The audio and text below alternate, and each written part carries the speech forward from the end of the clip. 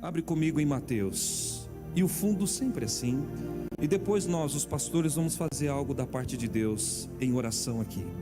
Mateus, capítulo 14. Vamos lá. Mateus, capítulo 14. Versículo 23 ao 31.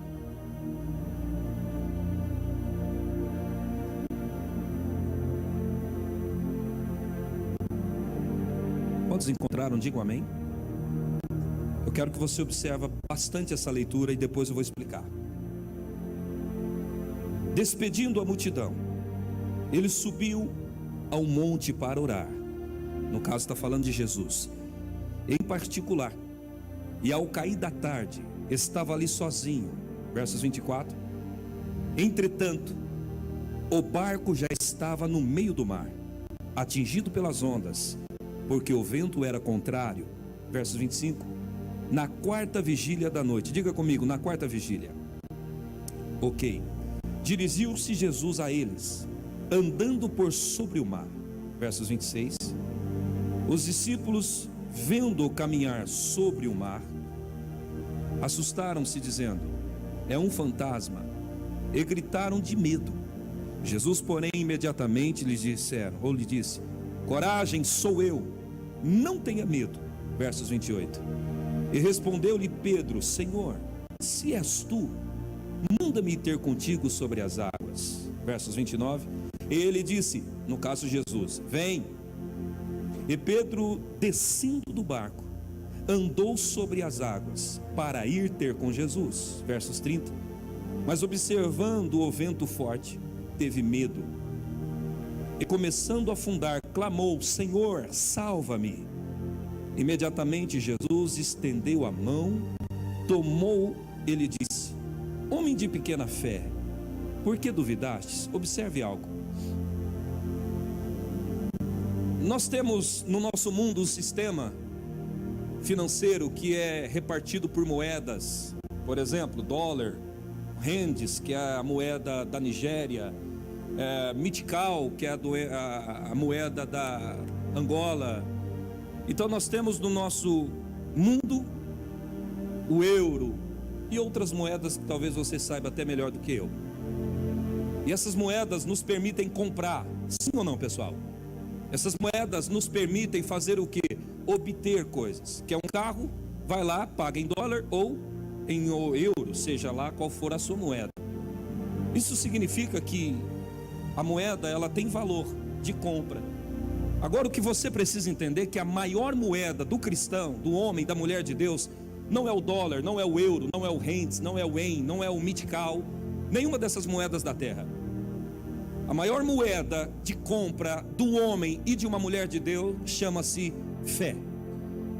Por isso que a palavra diz que tudo é possível àquele que crê. Observa o texto: não é possível àquele que tem dinheiro, tudo é possível àquele que crê. O dinheiro não compra todas as coisas, inclusive a saúde, sim ou não?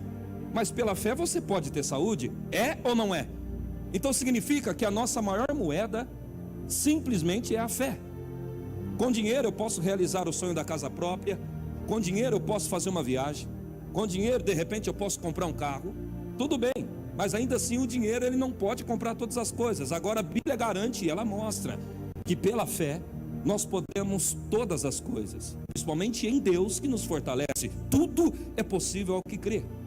Agora, aonde é que nós estamos colocando a nossa fé? Talvez você diga em Deus, ou talvez você fale: pastor, eu ponho a minha fé em Jesus. Tudo bem até aí, mas deixa eu te explicar algo sobre isso. Aonde é que nós estamos apoiando a nossa fé? Eu vou usar esse título, depois ele vai escrever no computador: tenha fé na palavra. Por quê, pastor?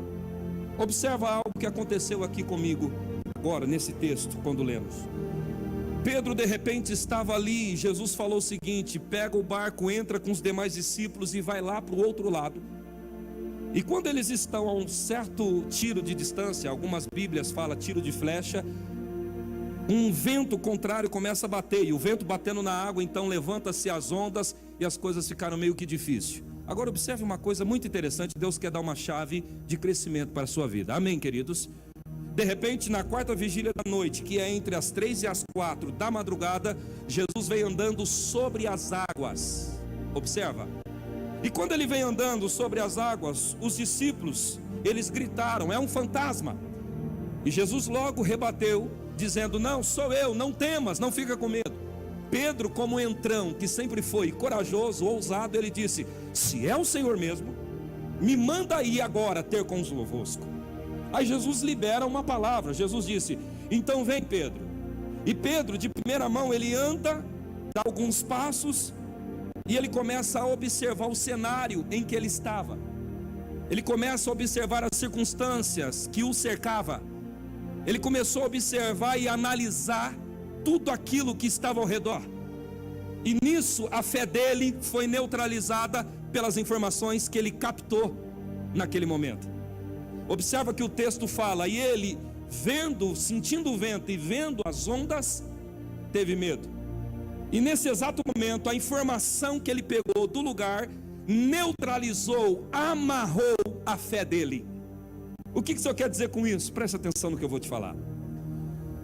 Terça-feira eu estava dormindo, e sempre antes de dormir, como a maioria dos senhores fazem, eu fui orar pedindo: Deus, fala comigo.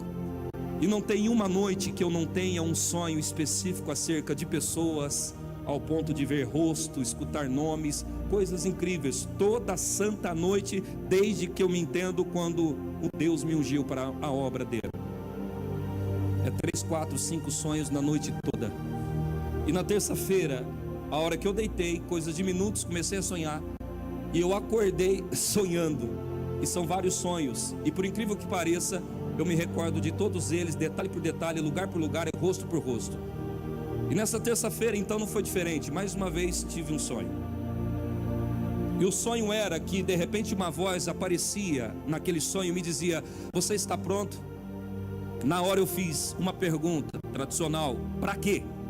Diante de Deus eu estou dizendo isso. E de repente então, no que eu disse para quê, eu apareci num cenário onde estava escuro, e ali havia águas agitadas. E de repente parecia que do meu lado havia um ser, porém eu não conseguia ver, até porque eu não conseguia virar para o lado para ver quem é que estava falando comigo. E de repente apareceu essa figura desse texto. Eu vi um homem que, no meu entendimento, ao ler a Bíblia, poderia ser uma figuração de Pedro, porque esse homem, eles estavam dentro de um barco e as águas agitadas, e de repente esse homem dentro do barco, ele pula para fora. Isso no sonho, não estou falando lendo a Bíblia não, no sonho. E ele pula e fica parado, e de repente ele começa a dar passos, e a tempestade começa a aumentar na medida que ele dá passos sobre as águas. Aí a voz novamente olhou para mim e disse o seguinte: agora observa do outro lado. Aí eu olhei para o outro lado oposto, de onde estava o homem, e eu vi uma figura iluminada. Não vou dizer que era especificamente Jesus, mas eu posso deduzir que era ele. Não vi rosto, eu só via um ser que eu conseguia definir exatamente o que era. E de repente aquele ser fez um movimento em que aquele outro começou a afundar nas águas, e logo pegou ele pela mão. E de repente a voz me fez uma pergunta, e eu vendo todo esse cenário, sabendo que estava sonhando. Por incrível que pareça, sempre é assim comigo. Lembra da primeira vez que eu falei que vim aqui? O primeiro dia que eu preguei aqui, tive um sonho no hotel, ali dentro, falei com os pastores que Deus estava me conectando para fazer algo com essa obra. Peguei o avião, cheguei em casa, falei para a pastora e fiz uma pergunta: você está preparada para ir embora daqui do estado de São Paulo? E olha que não era nem ideia de vir para cá ainda. Foi a primeira vez que eu pisei aqui.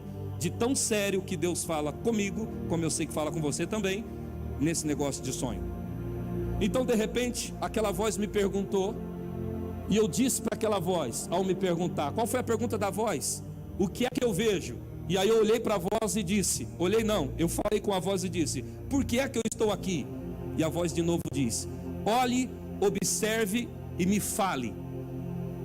E aí a voz pergunta pela segunda vez: o que é que está causando a neutralização da fé de Pedro?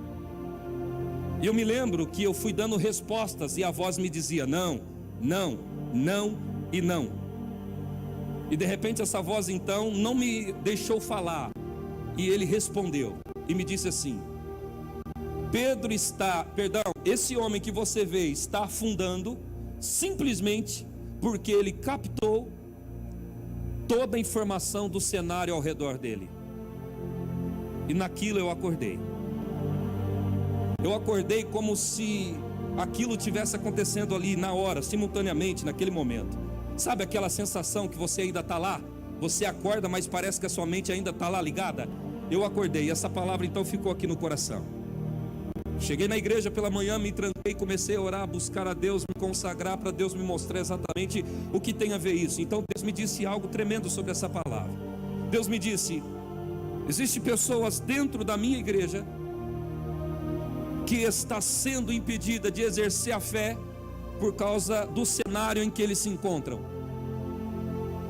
E o que é que significa isso? Às vezes você está diante de uma circunstância, às vezes você está diante de uma luta, às vezes você está diante de um problema que está bem agressivo diante dos seus olhos, e aí você começa a tirar a fé da palavra e coloca a sua fé e atenção nas coisas que estão te acontecendo. É aí que a tua fé fica neutralizada. É aí que você perde a condição de ser livrado por Deus. Por quê?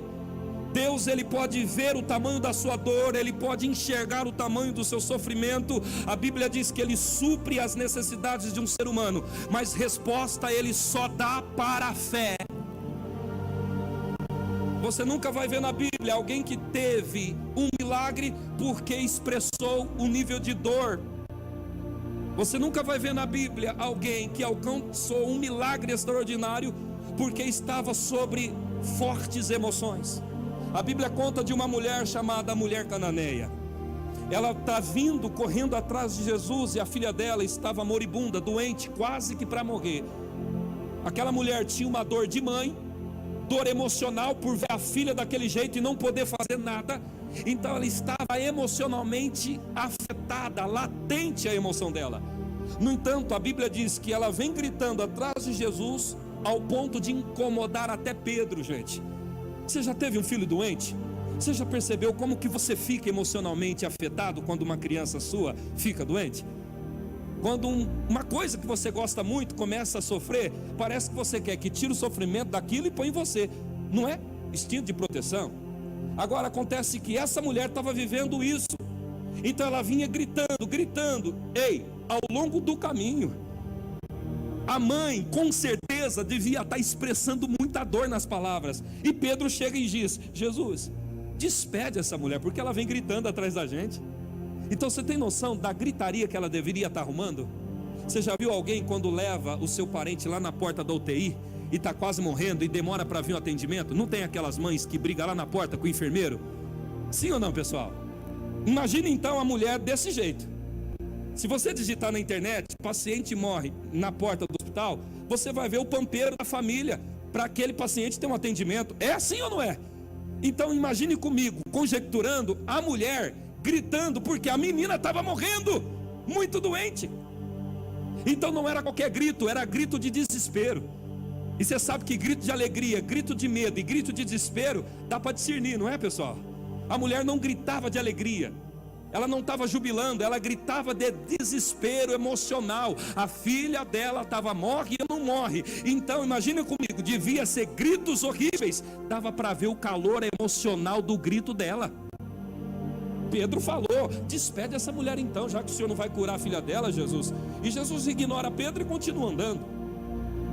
E de repente aquela mulher fazendo apelos emocionais, e chega lá um certo tempo que Jesus para, e a mulher de novo: mestre, cura minha filha, ela está morrendo. E Jesus disse o seguinte: não é lícito tirar da mesa dos filhos para dar aos cães. E a mulher, cheia de fé, ela diz o seguinte: mas até os cães comem da migalha que cai da mesa dos donos. E Jesus olhou para ela e respondeu algo no mínimo interessante que você deve avaliar: mulher, grande é a sua fé, vai, a sua filha está curada. Observa, a resposta de Jesus não foi para o apelo emocional que aquela mulher fez. A resposta que Jesus deu foi por causa da fé que ela manifestou. Então o que é que você precisa saber? Você pode estar passando por um período de muita falta, e por causa da falta você está emocionalmente afetado. Ainda assim, não é essa intensidade emocional que vai levar a Deus te responder. Você pode estar gritando por dentro, a tua alma pode estar gemendo, pedindo socorro. Ainda assim, tudo que o Espírito Santo vai fazer é te consolar na sua alma. A única resposta, ou a única forma dele responder a alguém, é por meio da fé, e não por meio da intensidade de dor que eu estou sentindo. Quantos estão me entendendo? Diga amém. E a fé no que, pastor? Na palavra de Deus. Por isso que você precisa ver isso aqui, o que Pedro fez. Ele estava dentro de um ambiente onde ele viu tempestade, onde ele viu o vento. Aí ele estava vendo as ondas e o vento bate na perna de Pedro. E de repente ele começou a coletar toda aquela informação. A fé estava nele, mas impedida de funcionar. Talvez você está aqui agora dentro de um casulo financeiro, um problema familiar ou na área da saúde, e tudo que você está fazendo é coletar tudo que está ao seu redor. A sua fé então está neutralizada, irmãos. Você é de Deus, o Espírito Santo está em você, mas a sua fé não pode te trazer um sustento agora, nesse exato momento. Não importa o nível de dor que você esteja, ainda assim, resposta Deus só pode dar e só dará para a fé. Deixa eu te contar uma coisa que já aconteceu comigo. Alguns problemas lá no início do ministério, quando vinha, seja financeiro, espiritual, aquilo me envolvia de uma tal maneira que eu mesmo com a fé, eu não conseguia crer que iria ter uma solução. Então quando você se comporta assim, você mesmo com fé, você não vive resultados. Pedro, quando foi resgatado por Jesus, a fé estava nele. Olha o que Jesus falou: ó homem de pequena fé. Eis, ele tinha fé, só não ativa para o momento que ele estava passando. Então o que é que Deus está querendo dizer para mim nessa noite, pastor? Você não pode permitir que o cenário de caos te envolva ao ponto da sua fé ficar neutralizada. Coloque a sua fé além disso que você está vivendo. Ou seja, tudo bem, o vento soprou, a coisa está estranha, eu não tenho nem ideia de onde virá a solução, mas a minha fé está além disso. Quantos me ouvem, diga amém. Era isso que Jesus estava exigindo, em outras palavras, de Pedro. Irmão, se você ler, você já vai abrir comigo em Hebreus capítulo 1, versos 3. Está escrito assim: e Jesus sustenta todas as coisas pela palavra do seu poder. Repita comigo, repita, diga assim: Jesus sustenta todas as coisas pela palavra do seu poder. Sabe o que significa? Em outras palavras, ou em outras versões, está escrito: e o poder que a palavra tem sustenta todas as coisas. O que esse texto está mostrando? Que eu tenho uma direção aonde inclinar a minha fé. Por que eu creio que eu vou dar certo na vida? Não é porque eu sou forte em mim mesmo, porque a palavra diz. Então a minha fé está na palavra e não nos fatores que me cercam. Eu não estou apoiado na vantagem ou na desvantagem do momento. Eu estou apoiado na palavra. Aonde é que a minha expectativa está? Não é no vento que sopra, mas na palavra que ele disse. Sabe por que você se frustra e está desgastado na fé? É porque você está com as suas expectativas naquilo que virá, e não na palavra que você já tem. Diga para alguém do lado assim: ignore o que você vê, seja bom ou ruim. Diga e foque o que está escrito, a palavra de Deus. Se você caminhar com a sua atenção, expectativa no que está escrito, o que é isso? Fé na palavra. Você acha, querido, que alguém tem fé madura quando ela se apoia no que acontece? Não. Essa fé, ela é volúvel, instável. Você quer ver uma coisa? Pedro nunca andou sobre as águas. Vou repetir e deixa isso bem gravado. Pedro nunca andou sobre as águas. Ele andou sobre a palavra de Deus. E Jesus disse: venha, Pedro. Então ele não anda nas águas, ele anda na palavra.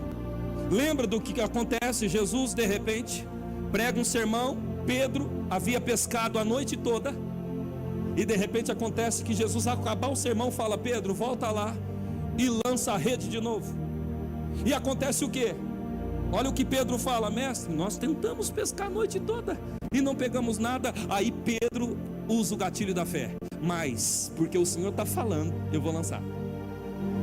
Não foi o ato de tentar novamente que trouxe os peixes, foi porque agora Pedro estava fazendo, mas apoiando-se na palavra que Jesus havia falado. A minha pergunta é: você se apoia naquilo que pode vir ou na palavra que ele disse? Há uma diferença no que nós estamos falando aqui.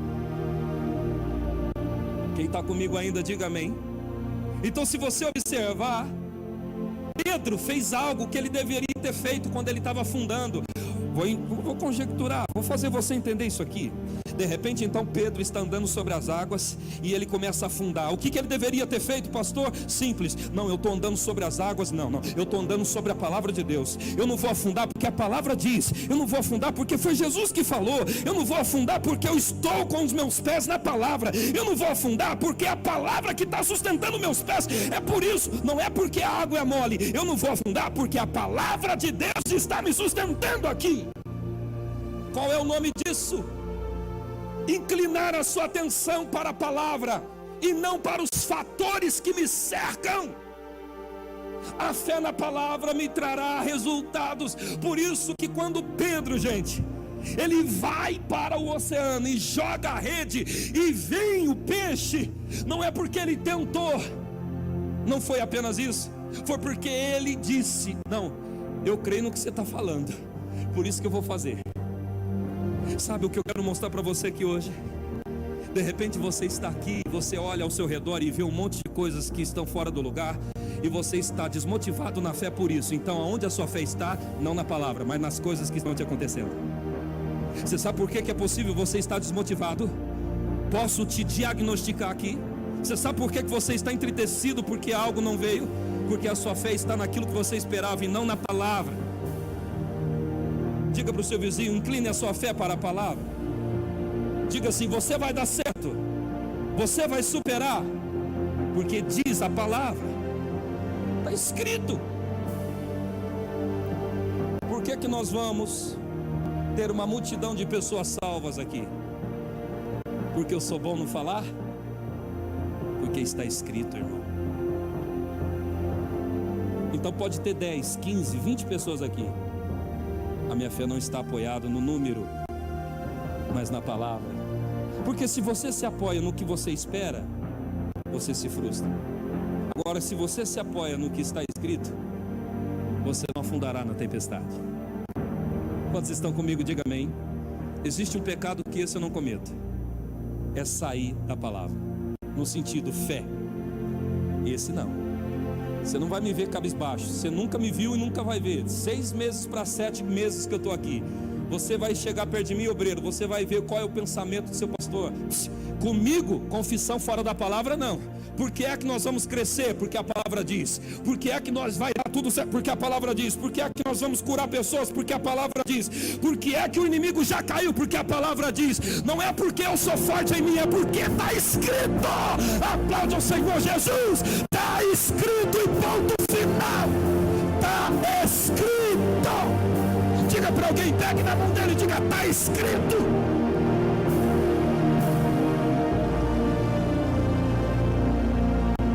Sabe qual é o ponto forte do meu ministério? É a prática da palavra. Exercício de fé. Alguns me falam: pastor, o senhor é pregador da graça? Não, eu sou pregador da fé na palavra. Você já viu? Talvez você está vindo aqui há 6 meses, percebeu que eu prego sempre voltar para isso. Fé na palavra, confessar a palavra, matéria-prima através da palavra. Porque essa é a minha história de vida. Fé na palavra. Quer ver uma coisa? O mundo tem várias oscilações financeiras, saúde, toda hora acontece um problema. A sua fé não pode estar apoiada no favor ou no vento que está à sua vantagem ou desvantagem. Não. Aonde é que está a minha expectativa? Não é porque alguém falou que vai me ajudar que eu me alegrei. Não, eu me alegrei porque a palavra diz que Deus é comigo. O que é isso? Manter a minha fé na palavra, gente. Por que é que você tem que entender isso? Porque a fé na palavra te trará resultados em lugares que de repente você não teve nenhum resultado. Pedro, ele passou a noite toda pescando. Observa que ele tentou. Você sabe o que é a noite toda, irmão? Ele tentou a noite toda, tentou, mas sem o quê? Sem a fé na palavra. Ele apenas tentou. Agora, quando ele faz uma mudança através do que Jesus falou, e aí ele foi com respaldo pela palavra, crendo, Jesus, eu vou te ensinar, presta atenção, a explicação é porque o Senhor está falando, por isso eu creio que vai dar certo.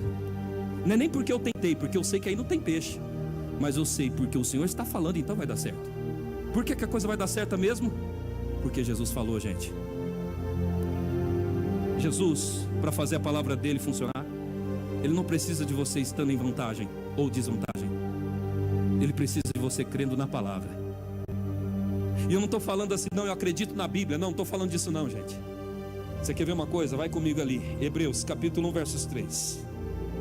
Pastor, que palavra doida é essa? Não, irmão, é simples e objetiva, é clara. Vamos lá, Hebreus capítulo 1, versos 3. Observa bem isso aqui.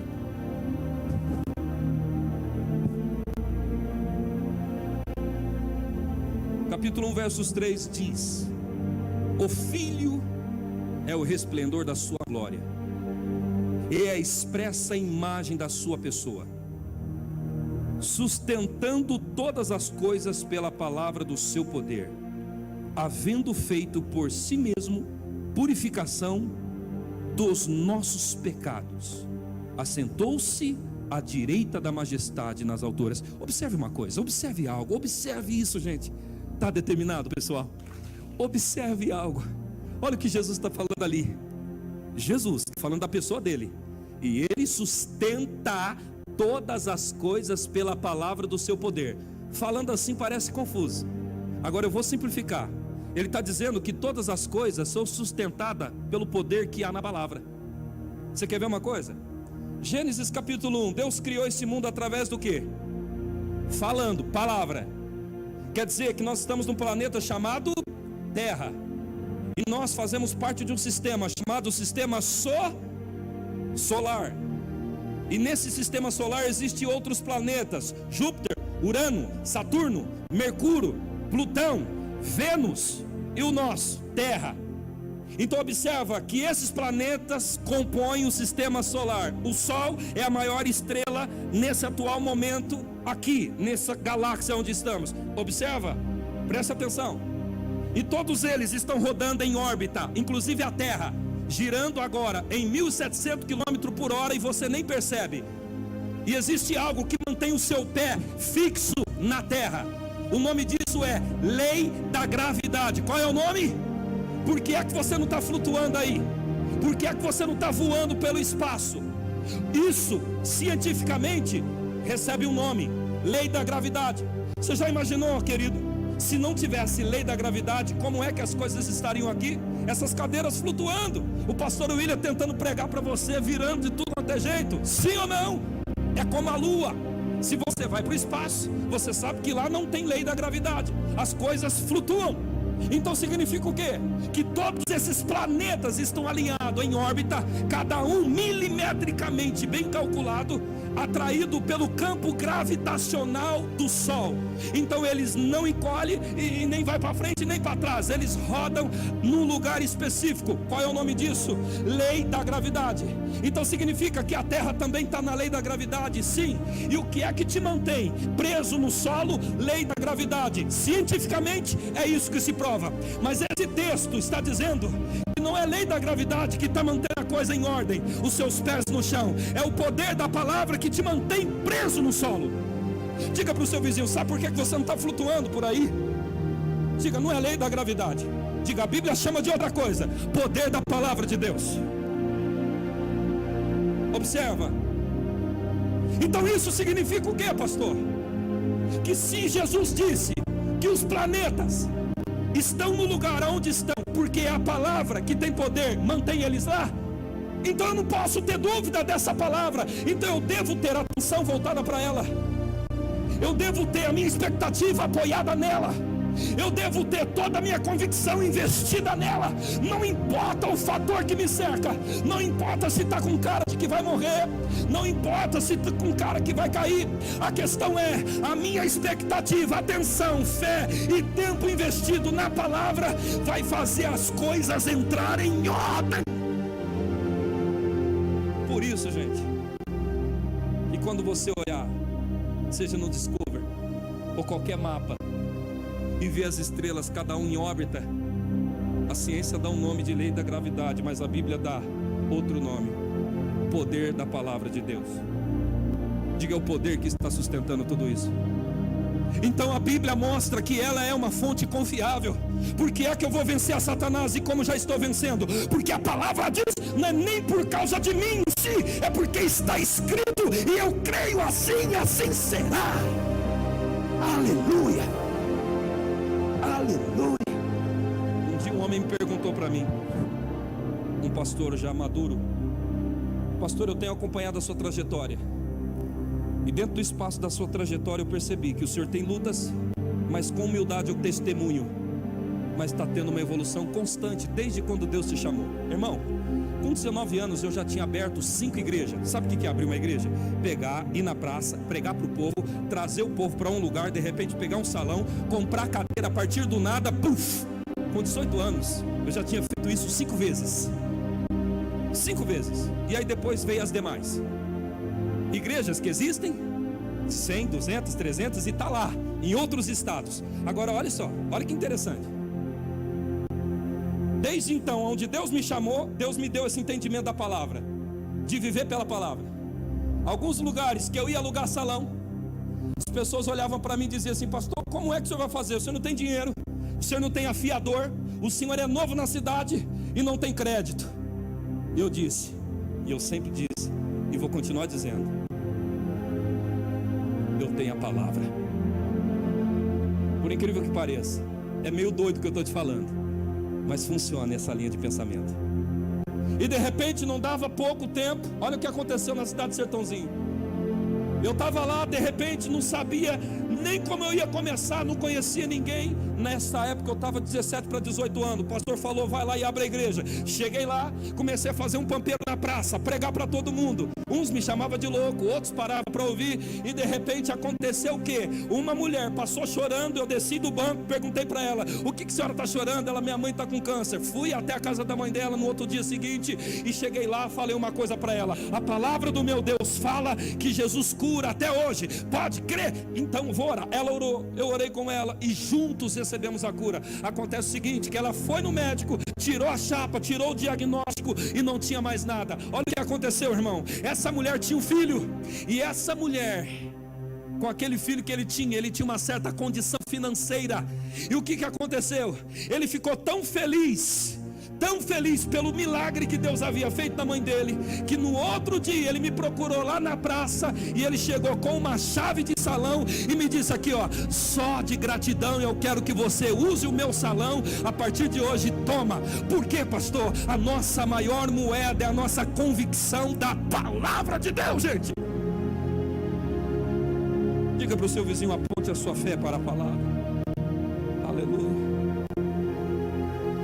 Porque ela tem um poder que sustenta todas as coisas. O seu problema talvez é estar achando que a Bíblia é só para te emocionar e para tudo bem. Ela nos dá sensações boas ao ler, mas nela tem um poder que você deve fixar nisso. Por isso que Hebreus fala, e eu quero que você grife na sua Bíblia, marque no seu caderno: a palavra de Deus tem um poder. Onde, pastor? Hebreus 1:3. A palavra de Deus tem um poder que sustenta tudo isso. Quer dizer que eu estou pisando, quer dizer que eu não flutuo por causa do poder que está liberado. A lei da gravidade, mas o poder que mantém em ordem. Queridos, eu quero orar por você, mas eu quero despejar tudo aqui. Quando você vai para o livro de Gênesis, vamos lá, capítulo 15, versos 1, observa, note isso. Gênesis, capítulo 15, versos 1 e 6.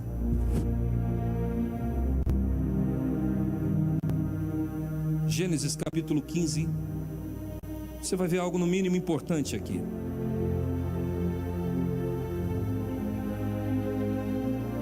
O que Deus está tentando mostrar, você precisa deslocar a sua atenção das coisas para a palavra. Gênesis capítulo 15, versos 1 ao 6, diz assim, ó: depois dessas coisas, veio a palavra do Senhor a Abraão numa visão, dizendo: não temas, Abraão, eu sou o teu escudo, o teu galardão será muito grande. Versos 2: então disse Abraão: ó Senhor Deus, o que me darás se continuamente sem filhos? O herdeiro da minha casa é o Damasceno Eliezer. Versos 3: disse mais Abraão: a mim não me tens dado filhos, de modo que um servo nascido na minha casa será o meu herdeiro. Versos 4, observa: ao que lhe veio a palavra do Senhor. O que é que veio? Observa uma coisa. Abraão, ele estava dentro de uma tenda, de repente duvidando do que Deus havia falado em Gênesis 12. O que é que Deus tinha falado em Gênesis 12? Sai da sua terra, do meio da parentela, que eu vou te fazer pai de uma grande nação, pai de multidão. Ok. Lá em Gênesis 15 ele está duvidando do que Deus havia falado. Observa. E ali ele está dizendo: Deus, o Senhor não tem me dado filho. Só o Damasceno Eliezer, quem que era esse? O empregado nascido na casa dele. Aí ele fala: alguém nascido na minha casa é o que vai ser o herdeiro. E aí Deus fala. Deus não aparece, Deus falou. E aí, olha o que diz a Bíblia: e veio a palavra. Veio o que, igreja? E de repente a Bíblia diz que a palavra foi essa: sai da tenda, vai para fora, conte as areias, conte as estrelas. Não posso contar, assim será o número da sua descendência. O que Deus queria fazer ali? Tirar Abraão de uma esfera onde a fé dele estava nas coisas, para tornar a fé dele para a palavra. Deixa eu te fazer uma pergunta: aonde a sua fé está? No que está te acontecendo?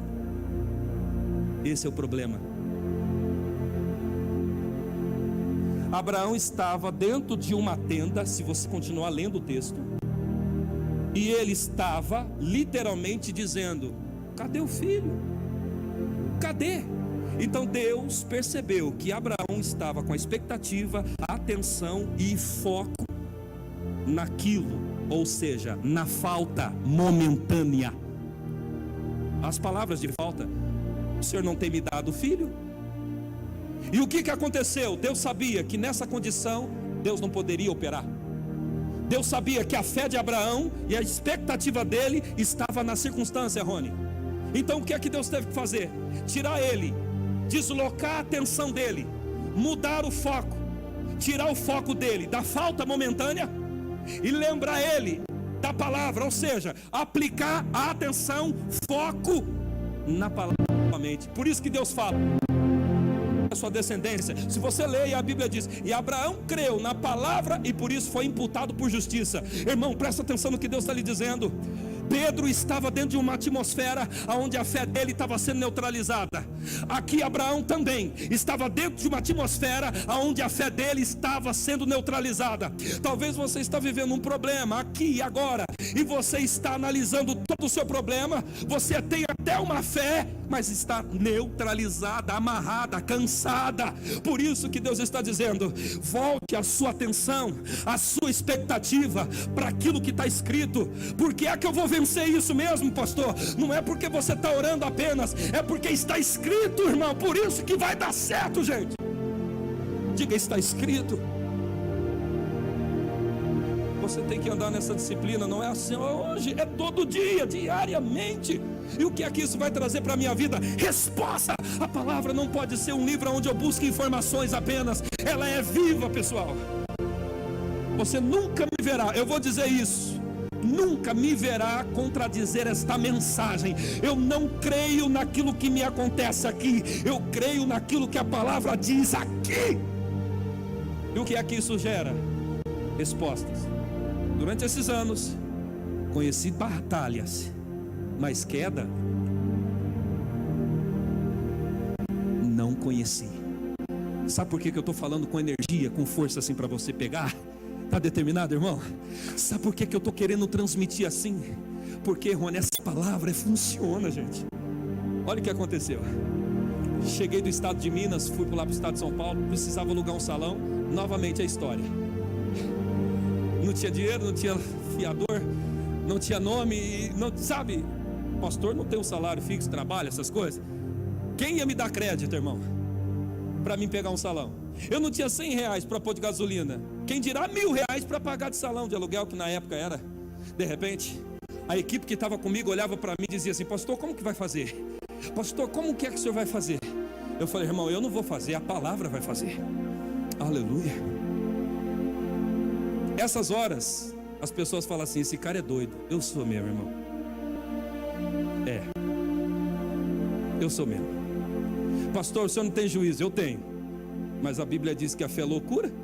Eu estou na fé da palavra. E aí acontecia o quê? Cheguei, peguei um outro rapaz lá chamado Fabrício e falei assim: cara, nós vamos pegar aquele salão ali. Aí ele olhou para mim: pastor, mas você não tem fiador, você não tem nada, você não tem nome. E como é que nós vamos fazer? Não sei, mas nós vamos pegar. E aí de repente nós fomos lá na imobiliária. Pensa numa imobiliária chata da nossa cidade. As portas todas trancadas. Se fôssemos para agir baseado no que tínhamos de frente ou visual, não agiríamos. Pensa numa impossibilidade total. Aí é o problema: ah, mas eu vou fazer como? O que tem de obstáculo? Esse é o seu problema, a sua atenção está no lugar errado. Ah, mas eu vou fazer... o seu problema é esse, a sua atenção não está na palavra, está nas coisas que ainda você vai enfrentar. E aí está acontecendo o quê? Você ora por apelo emocional, quando na verdade Deus só responde à fé. Eu disse que quinta-feira era o bicho pegando aqui. Amém ou não amém? Está determinado? Pastor, cadê aquele moço que prega domingo? Não, hoje é fogo, em nome de Jesus. Amém, pessoal? Se acostuma com esses gritos aqui, nossa. Pastor, o que o senhor está tentando mostrar? Observa. E eu falei: cara, nós vamos pegar esse salão. Nós vamos pegar. Fui na imobiliária uma vez, e aí eles me deram aquela lista que eu não atendia nenhuma dos requerimentos que estava ali. E o cara comigo falou assim: pastor, mas como é que nós vai pegar esse negócio? Eu falei: nós vai pegar. Aí passou-se um tempo, eu voltei de novo na imobiliária. Olha que loucura. Eu disse que eu fui uma vez à imobiliária e eu não tinha nenhum dos requisitos que eles pediam no papel. Então eu não deveria nem ir lá de novo, sim ou não? Já que eu não tinha o que eles precisavam, eu não deveria ir lá. Na sã consciência, eu não deveria nem passar na porta. Sim ou não, pessoal? É aí que entra o mistério da fé na palavra. É que você fica calculando. Você não entendeu que fé não é cálculo? Fé, milagre não é calculado, irmão, é Deus. Vai calcular um milagre, você não consegue. O problema é você esperar um milagre, mas calculando a coisa. O milagre não se calcula, você bota a fé na palavra e a coisa vai. Você nem sabe como vai acontecer, mas vai acontecer, ponto. E aí acontece o seguinte: olha isso aqui, doutor Neto. Cheguei lá, sentei na cadeira, a moça lá sentada, ela olhou para nós, que conhecia já, né? Pois não, senhores? Ah, lembra de mim? Eu tive aqui uma vez para pegar um salão, e eu quero pegar aquele mesmo salão. Lembra? Eu não tinha nenhum dos requisitos necessários para alugar aquilo lá pela ficha da imobiliária. Tá. De repente deu uma diarreia na moça, gente. Eu falei: ó, mistério, é Deus aí. Não, deu uma diarreia nela. Ela não falou, mas eu percebi pela cara e pela mão. E aí ela pediu: dá uma licencinha rapidinho. Eu falei: ah, deu diarreia. E nisso, o que é que eu fiz? Peguei a tela do computador, anota aí, fulano, ó, endereço fulano de tal, tal. Peguei o telefone, beleza, virei. Aí ela senta: moça, não, depois a gente volta. E nisso eu já tinha pegado o telefone, já tinha pegado o número do cara, liguei pro cara. Deus, pastor, é pecado? Não tem lei que me burla nisso. O que aconteceu? Cheguei lá no dono, através desse endereço. Aí o dono falou assim: rapaz, faz 10 anos que meu salão está nessa imobiliária e não sai. E o duro que eles não querem me tirar. Gente vai lá me procurar como de praxe, eles não passam. Ainda bem que você me achou. Eu falei: ó, Deus trabalhando aí. Diga para o seu vizinho assim: Deus age. Aleluia. E aí, pastor, resumindo a missa, pegamos o lugar, rapaz. Mas aonde é que o senhor conseguiu? Não tinha nenhuma possibilidade. Mas aonde estava a atenção do Senhor, pastor? Na palavra. Pega na mão de alguém, chacoalha e diga assim: creia na palavra.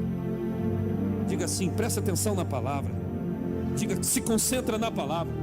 Diga: sai da esfera do caos e olha para a palavra.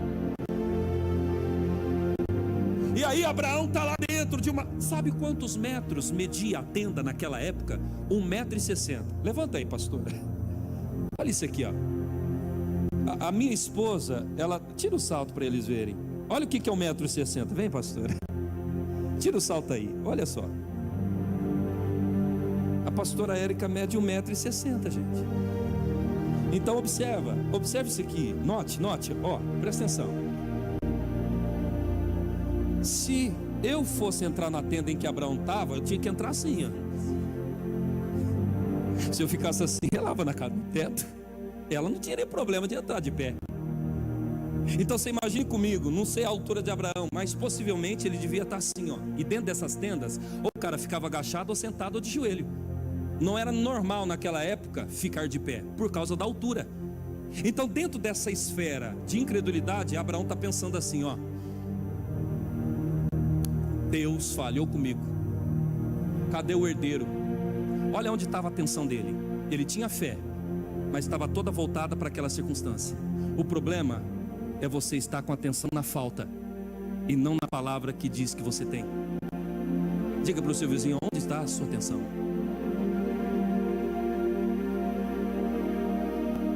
Deus sabia que nessa condição não podia fazer nada para Abraão. Então o que ele faz? Tira o cara da tenda. Abraão, sai para fora. Aí ele olha as estrelas, olha as areias, conta, não posso. Agora eu vou falar uma palavra: creia nela, Abraão, assim será a sua descendência. Então Deus precisou tirar o foco de Abraão da falta e voltar o foco de Abraão para a palavra que já tinha sido dita. Diga: eu já tenho uma palavra e o meu foco está nela. Aplaude ao Senhor Jesus, querido. Você precisa pensar nisso aqui. Nós temos compromisso financeiro, eu, minha família, você, a igreja. A questão é, aonde é que você está prestando atenção? Num salário que de repente você já detectou que não vai dar? Tira os olhos e a expectativa do salário, que talvez que ainda não é muito, e aplica a sua expectativa na palavra de providência. Ele é Jeová Jireh, ele disse que eu tenho. Então ele disse: está dito. Eu tenho algo comigo. Sabe por que eu afirmo que eu nunca vou cair? Porque a palavra diz que ele está me sustentando. Então o vento pode estar feio, a coisa pode estar desagradável, mas a minha atenção e o meu foco está naquilo que ele disse: eu te sustento, ponto final. E a minha postura de vida, a minha composição, a minha atitude, está tudo dentro disso que eu estou te falando. O que é que Deus está fazendo conosco aqui no Paraná? O que é que Deus está compartilhando com a igreja aqui presente? Fé na palavra de Deus. Vai comigo rapidinho em Lucas para a gente orar. Nós vamos orar porque falta 5 minutinhos, não quero passar do tempo. Lucas capítulo 5 versos 3. Glória, aleluia. Lucas capítulo 5 versos 3 até o 6. Aleluia. Se você encontrou, diz assim, ó: Mateus, Marcos, Lucas.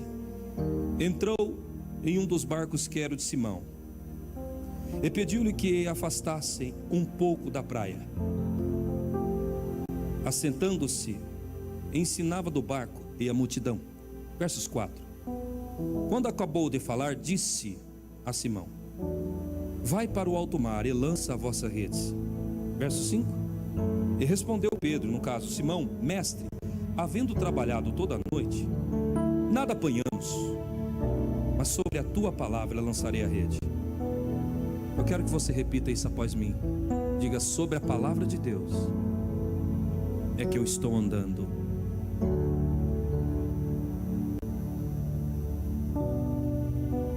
Eu vou te contar outro testemunho pessoal, queridos. Dentro de uma das igrejas que nós temos, para a glória de Deus e sem atribuir fama, valor a mim, mas à mão de Jesus, a proprietária do imóvel, ela entrou na justiça para nos tirar de lá. E pensa numa obra que estava fazendo uma revolução na cidade.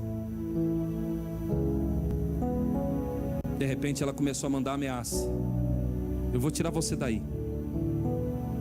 Sabe, o Satanás, Satangôs, não sei quem entrou nela, mas não era Deus que estava ali na hora. E ela dizia: vou tirar você daí. Alguns da equipe chegou para mim e falou assim: pastor, e agora? A dona vai tirar nós daqui? Eu falei: quem disse que vai tirar nós daqui? A dona. Eu falei: não tira, irmão. Não tira. Não tira. Aí eu falando com ele: não tira. Não, pastor, mas a mulher vai entrar na justiça, já está movendo advogado e já foi no fórum, ela quer tirar vocês. Eu falei: não tira. Aí eu procurei o nosso advogado. Aí o advogado falou assim: ó, infelizmente, ela como dona do lugar, a advogada Shirley está aqui, né? Tem direito de tirar. Sim ou não, advogado? Tem direito de tirar. Aí o advogado é pastor, então eu já falei mais rasgado com ele. Eu falei assim: doutor, ela não tira. Ele olhou para mim assim: não, mas a lei respalda ela como proprietária para tirar. Eu falei: não, ela não tira, doutor, você não está entendendo. Foi Deus que pôs a gente lá. E se ela teimar, ou Deus converte ela de vez ou mata, mas de lá a gente não sai. Só sai se Deus falar que vai sair. Pelo contrário, que se levante toda a família dela, mas não tira. E ela mandando informação: vou tirar, irmão. De repente, nós temos ali a irmã tesoureira lá, tesoureira geral das igrejas. Ela veio e falou assim para mim: pastor, a coisa está feia. Ela falou que vai tirar mesmo e não quer saber. Aí, sabe, as notícias vêm. E se na hora que as notícias vêm, você tira o foco da palavra para absorver toda a notícia, acabou, você mudou o foco. Você vai afundar igual Pedro. Você vai ficar que nem Abraão, com a sua atenção no lugar errado. A minha pergunta é: aonde está a sua atenção?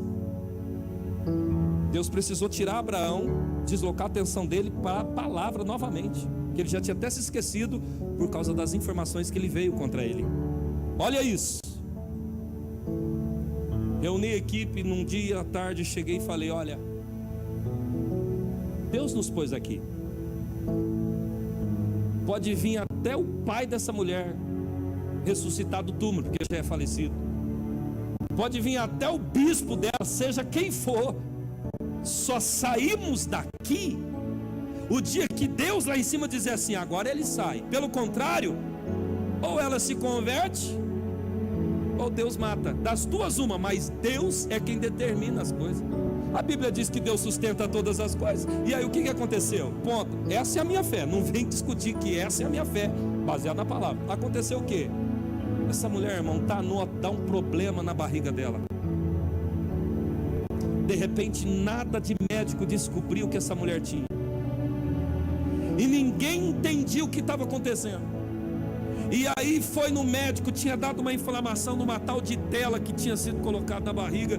E aquilo tudo acontecendo, aquele negócio todo. E aí a notícia começou a vir: o senhor ficou sabendo, pastor, o quê? A fulana está ruim.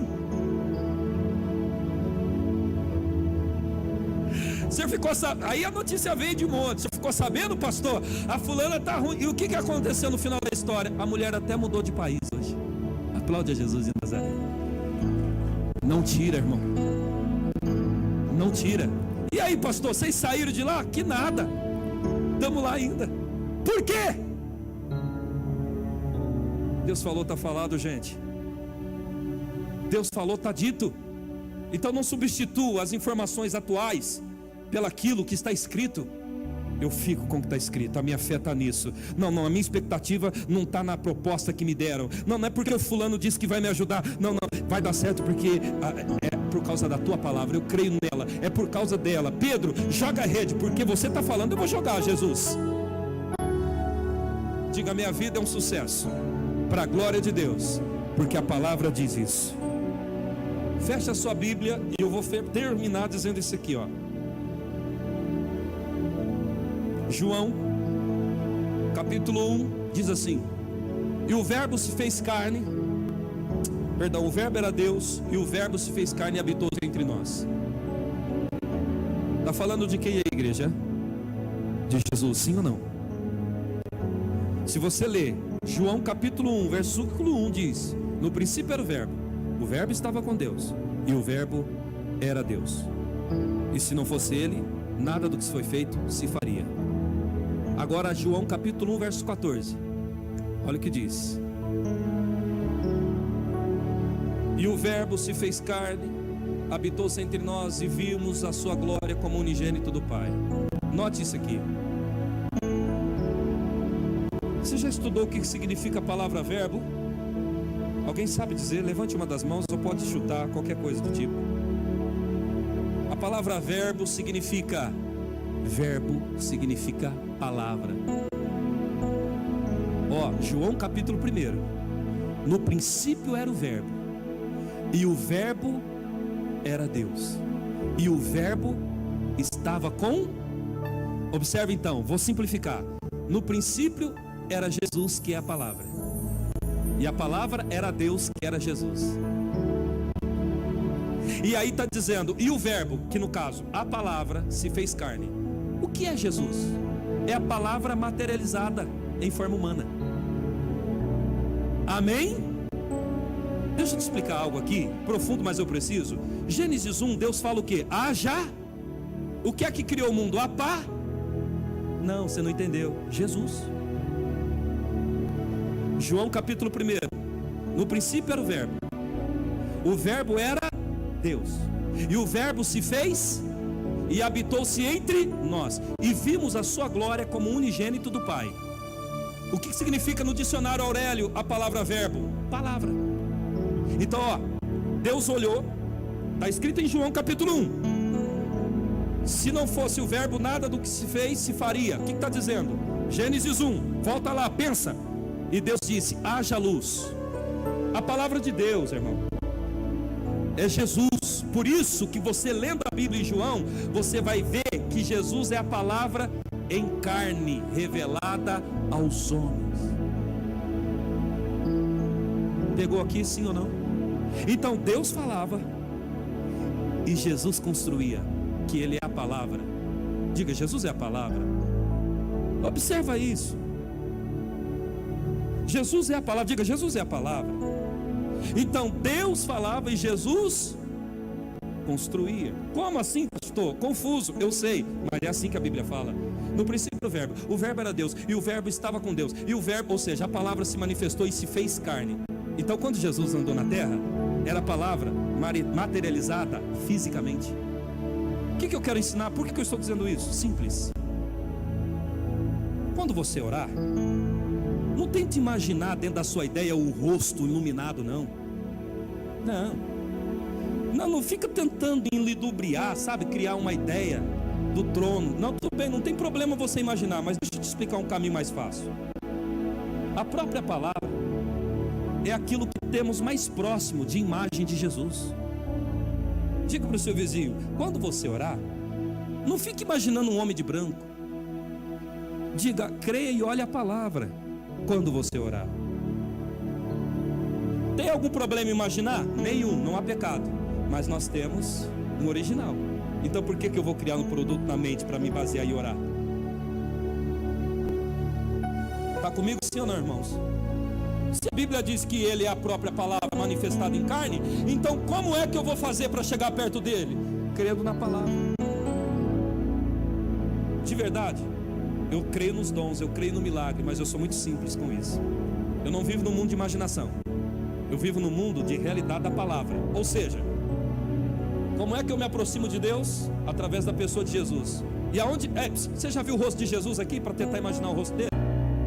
Mas você tem a palavra dele, que é aquilo que mais se aproxima dele. Alguém já viu o rosto de Deus aqui? O único cara que viu teve que ver de costa ainda, de face a face, não aguentava. Então, irmão, ao invés de você tentar ficar imaginando Deus, quando você orar, reflete a palavra ao orar. Analisa a palavra ao orar. Quem está comigo aqui? Ai, pastor, eu vou tentar criar uma imagem de Deus. É produto da sua mente, porque ninguém viu Deus aqui. E se falar que viu, então nós vamos ter que rasgar a Bíblia. A Bíblia diz que ninguém é capaz de ver ele e sobreviver. Toda pessoa que vê vai morrer, irmão. Então significa o quê? Quando eu oro, aquilo que vai mais me aproximar da pessoa de Cristo é a palavra dele. Põe-se de pé. Por favor.